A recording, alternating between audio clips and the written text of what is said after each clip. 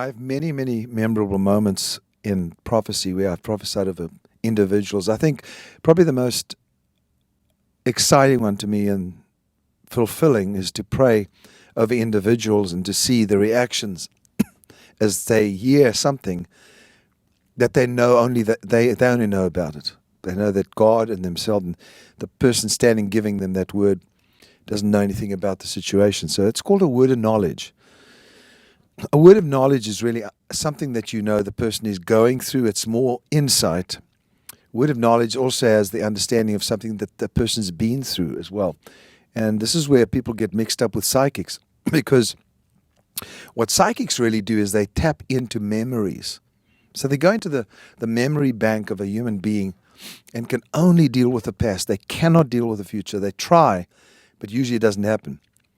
So I'll go into memories and access the memories of a human being, the names of dogs and animals and things that they went through in their life.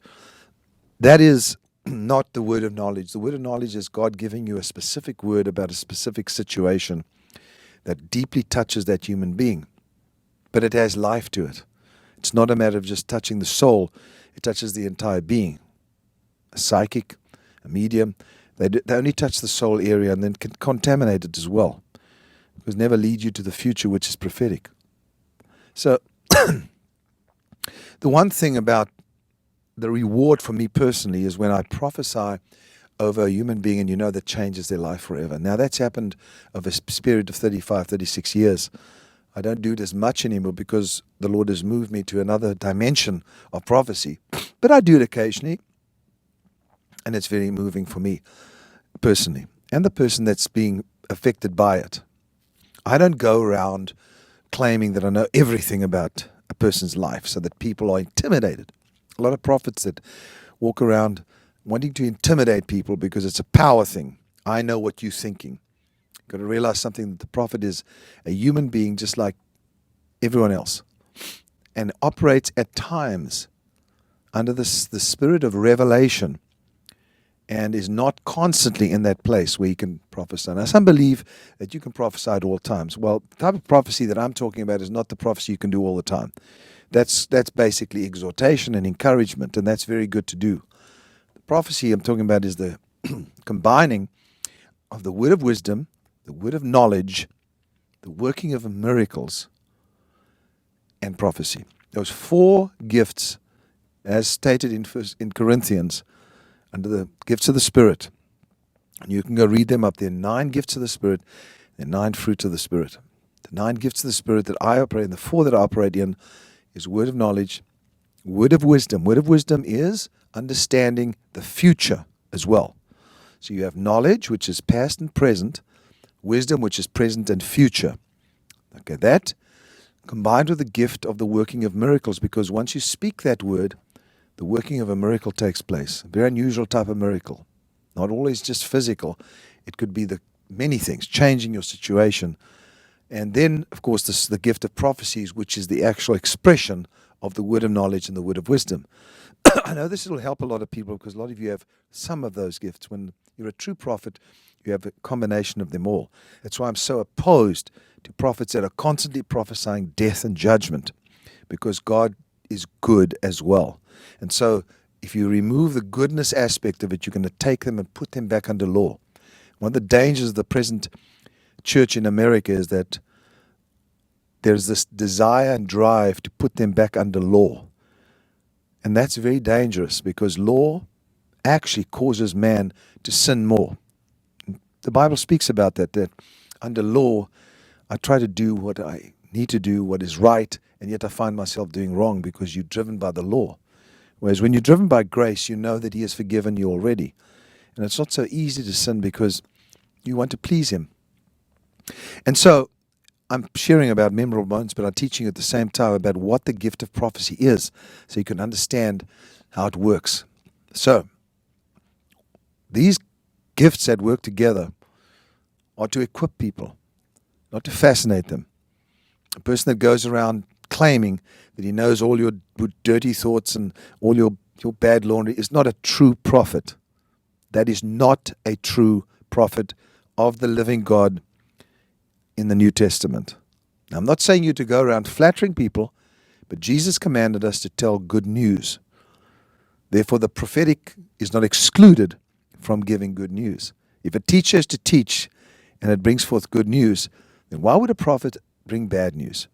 And there are times, as you've seen with my prophetic ministry, that I have told or foretold something that would happen, like Katrina or 9/11.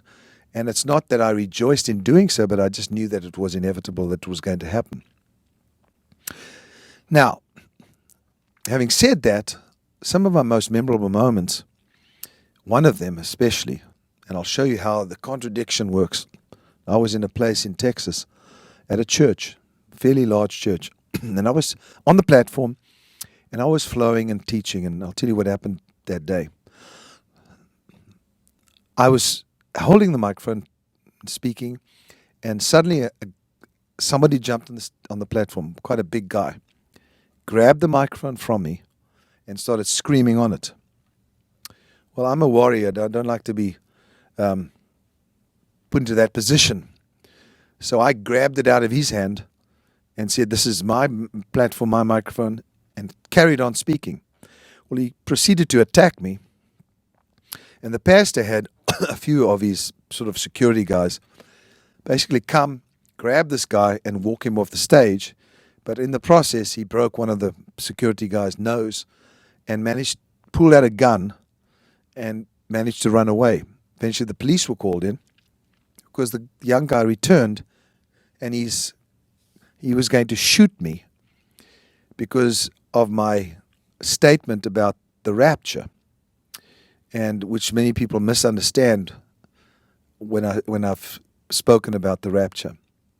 And I'll speak about it in a few minutes, because one of the questions that you've asked me is, what do I believe about the rapture? And we'll deal with that a little later on. Anyway, he came back with a loaded gun, and of course the police were there, and they managed to get away, and they couldn't find him. So they sent protection at my hotel. This is in Beaumont, Port Arthur, Texas.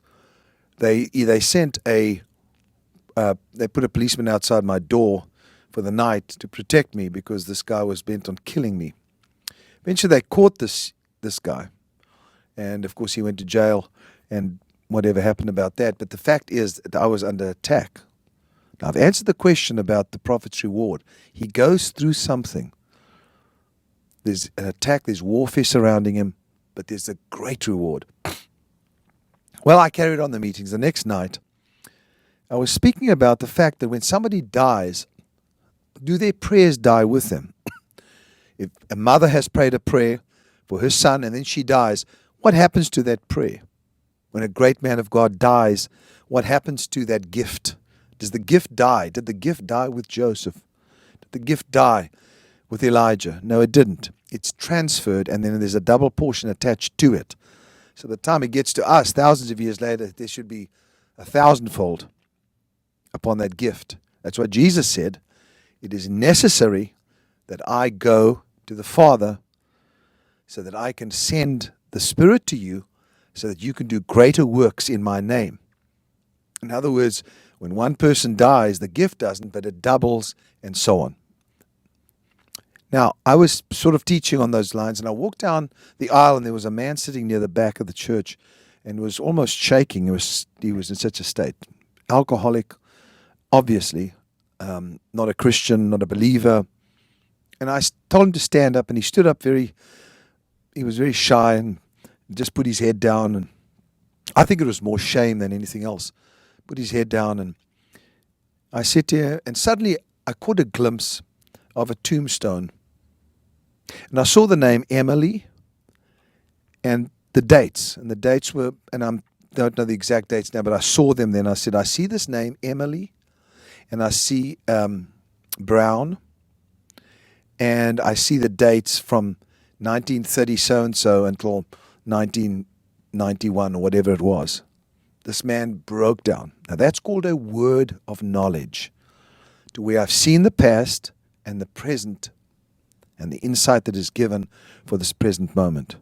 Now, where do we go from there? I said to him, "You're crying." He was crying. He was upset. And I looked at him and I said to him, "Obviously this means something to you." I said, "But before you say anything to me, I'm going to tell you what I'm hearing from the Holy Spirit. I said, what I'm hearing is this person, Emily Brown, her prayers were for a young man by the name of Leroy Brown.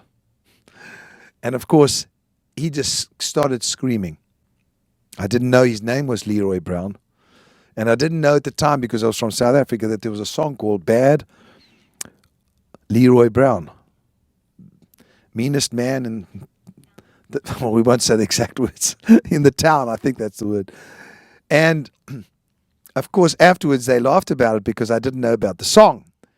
But this man started weeping and weeping, and he said, I'm Leroy Brown. And he said, I'm bad Leroy Brown.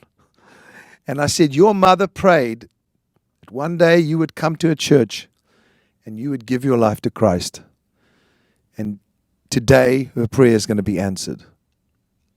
And he fell on his knees and he gave his life back to Christ, got delivered from alcohol, and the pastor followed up on it, and bad old Leroy Brown is good old Leroy Brown now. Now, the fact is, I want you to see how powerful, first of all, the prayers of somebody, that even though that person may die or pass on, that prayer still exists in the spirit. And that prayer pronounced that night, that life. And I was the prophet that picked it up and was able to prophesy that over his life and bring him to Christ. Now, we have many, many stories. I could tell you so many of wonderful things that happened. But look at the contradiction. A young man coming in trying to kill me, the police guarding my door, and the next day, one human being, important to God. Jesus would have come and died on the cross if it were just for you, just for one human being. He did it for Leroy Brown and sent me all the way to Port Arthur, and the enemy tried to drive me out of town, but I refused. I stayed until the next night, and because of that, Emily Brown's prayers were answered, and Leroy Brown came into the kingdom of God. One of those memorable moments for me.